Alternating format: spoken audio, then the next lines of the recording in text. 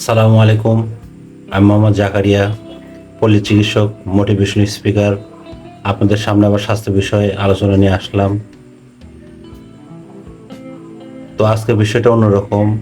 যারা খুব টেনশন বা শিশু বাচ্চাদের নিয়ে খুব টেনশনে থাকেন, তাদের জন্য মূলত ভিডিও। আপনারা প্রথম থেকে শুরু করে অবশ্যই শেষ পর্যন্ত অবশ্যই শুনবেন। তো আজকে বিষয়টা হচ্ছে যে আপনার যাদের অপুষ্টিকর বাচ্চা এবং কোনোভাবে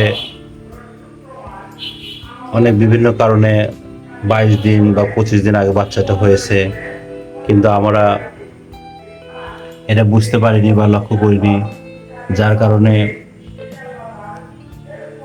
এখন মাকেও বাঁচাতে খুব কষ্ট, শিশুকে অনেক কষ্ট, বা স্তনে এখন দুধ পান করানো খুব হচ্ছে না, সেদিকেও কষ্ট।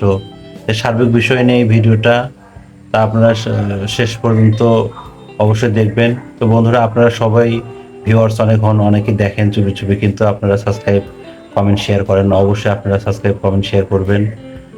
তো চলেন আমরা তাহলে শুনি বা দেখি। আমাদের প্রথম মাস থেকে শুরু করে গর্ভবতীদের যারা আছেন, তাদের অবশ্যই নিজের প্রতি খেয়াল রাখতে হবে, এবং প্রথম থেকে শুরু করে দ্বিতীয় তৃতীয় মাসে অবশ্যই তার খাদ্য বা লাইফস্টাইল এগুলোকে লক্ষ্য রাখতে হবে, যেন আমরা ঠিকমতো এখান থেকে আপনার খাদ্য, ঠিকমতো পুষ্টিকর খাবার, রাত্রে ঘুমানো, এবং স্বামী যারা আছেন তারা অন্তত লক্ষ্য করা উচিত যে কিভাবে এখান থেকে আমরা সুস্থ থাকবো, ভালো থাকবো।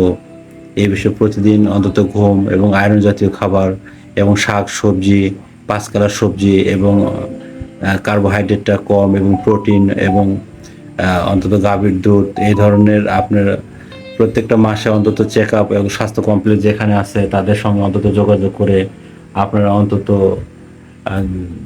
দেখাবেন। দেখালে অন্তত বুঝতে পারবেন যে আসলে বাচ্চাটা অপুষ্টিকর কিনা। এবং মানুষের মধ্যে আরেকটা জিনিস কাজ করে, সেটা হচ্ছে যে অপুষ্টি হলেও যে আমাদের বাচ্চাটা হয়তো আমরা বেশি দিন বাঁচবে না, আমরা হয়তো অপুষ্টি, হয়তো হার্ট ফুটা অনেকে বলে থাকে। এটা আসলে টেনশনের কোনো কারণ নাই। অনেকের বাচ্চা এরকম হয়, হার্ট ফুটা থাকে দুইটা বা পরবর্তী একটা, এটা অনেক সময় আপনার ঠিক হয়ে যায়। টেনশনের কারণে আপনারা এখানে হতাশ হবেন না। আপনারা এখান থেকে অবশ্যই একটা সময় আল্লাহ তাআলা সৃষ্টি করেছেন, উনি হায়াত মতো ওনার হাতে, উনি অবশ্যই ভালো করবেন আর কি।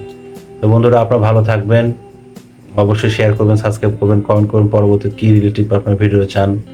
তো ভালো থাকবেন। আপনাদের মাঝে আবার এই সময় ঠিক একই সময় আপনাদের মাঝে আসবো। থ্যাংক ইউ, সবাইকে ধন্যবাদ।